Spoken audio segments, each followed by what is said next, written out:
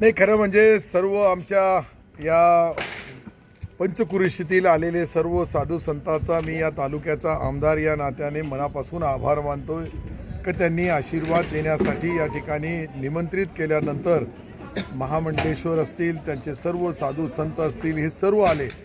या महाराजांचा जो आशीर्वाद आहे तो प्रत्येक निवडणुकीला अनमोल आशीर्वाद म्हणून आम्हाला मिळतोय.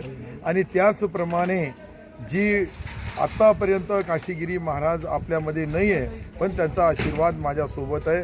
आणि त्याचे साक्षी दयानंद महाराज असतील, आमचे शास्त्रीजी असतील, त्यानंतर ओंकारगिरी महाराज असतील, आमचे कृष्णगिरीजी महाराज, म्हणजे मी 4 नावं घेऊ लागलो याचा अर्थ. पण सर्व साधू संत महंत, नामदेव महाराज भी गेले आता येऊन, हे सर्व महाराजांचा अनमोल आशीर्वादाचा दान आज सर्व 22 आपल्या ज्या पंचायत समिती आहे आणि 11 आमच्याकडे जिल्हा परिषद आहे, या सर्वाला मिळाला. त्याबद्दल मी सर्व महाराजांचे मनापासून आभार मानतो आणि त्यांचा आशीर्वाद अशाच आमच्या पाठीशी राहावं.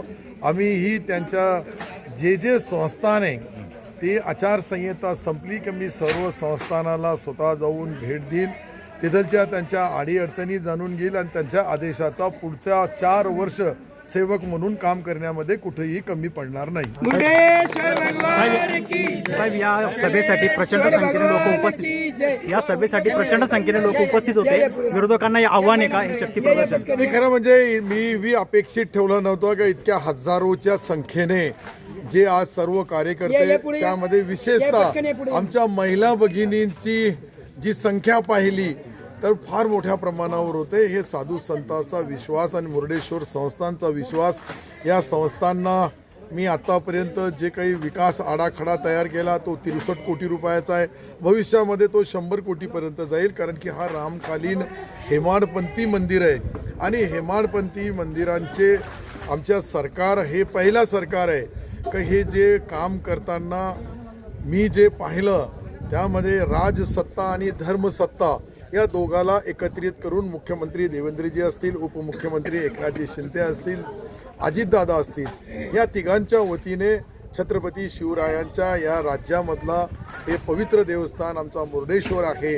आणि जसं आपण पाहिलं तर फर्दापूरला छत्रपती शिवरायांचा 100 कोटी रुपये खर्च करून आपण शिवश्रेष्ठी बनवणार आहे.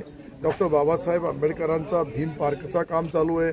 हे दोन्ही काम आपल्या या तालुक्यासाठी ऐतिहासिक आहे की जागतिक पर्यटकाला कोण छत्रपती शिवाजी महाराज होते, कोण डॉक्टर बाबासाहेब आंबेडकर होते, या महामानवाचा तंतोतंत माहिती जगाला मिळावी, ह्या दृष्टिकोनातून मी त्या ठिकाणी फर्दापूर ज्या जागतिक लेण्या आहेत त्या ठिकाणी त्याच्या कामाची सुरुवात केली. आणि ह्या सर्व जे काही राष्ट्रीय पुरुष असतात, ह्या कोणत्या जातीमध्ये कोणत्या धर्मामध्ये त्यांनी जन्म घेतल्यापेक्षा ते आपल्या देशाचा मान सन्मान आहे, हेच माझ्यासारख्या कार्यकर्त्याला त्याचा स्वाभिमान आहे. Okay, thank you.